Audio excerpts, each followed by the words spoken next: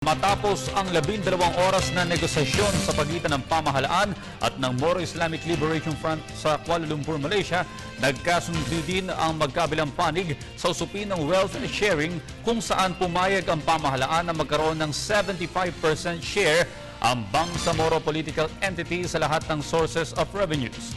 Para sa detalye, balita mo kami, Sam Ramirez.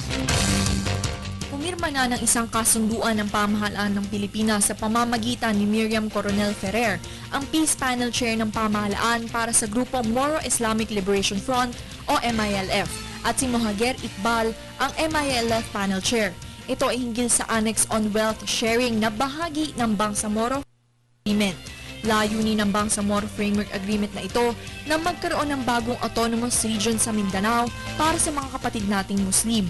Naniniwala ang dalawang grupo na magiging gabay ang kasunduang ito sa paggawa ng batas hinggil sa paghahati ng kayamanan at pagkukunan ng revenue o pangkabuuang kita.